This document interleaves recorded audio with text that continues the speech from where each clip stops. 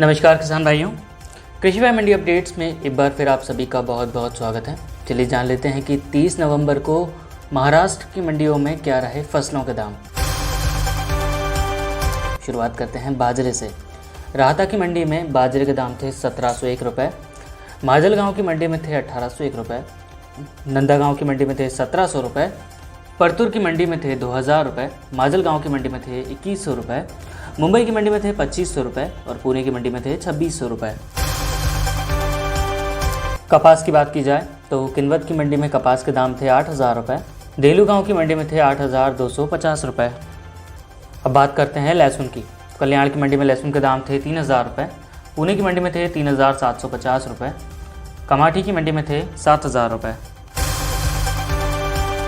बात करते हैं उड़द की तो पुणे की मंडी में उड़द के दाम थे 8700 रुपये, कारंजा की मंडी में थे 4455 रुपये, लातूर की मंडी में थे 7200 रुपये, अकोला की मंडी में थे 4350 रुपये, वसीम की मंडी में थे 5800 रुपये, देलू गांव की मंडी में थे 4200 रुपये, उमरागा की मंडी में थे 5200 रुपये, तेलहारा की मंडी में थे 4625 रुपये।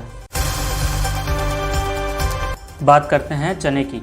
पुणे की मंडी में चने के दाम थे 5750 रुपये, माजलगांव की मंडी में थे 3850 रुपये, भोकर की मंडी में थे 4815 रुपये, राहता की मंडी में थे 4275 रुपये, कारंजा की मंडी में थे 4380 रुपये, अकोला की मंडी में थे 4800 रुपये, लातूर की मंडी में थे 4340 रुपये, मुंबई की मंडी में थे 6000 रुपये, मिर्तिज़ापुर की मंडी में थे 4550 रुपये और नंदगांव की मंडी में थे 4301 रुपये।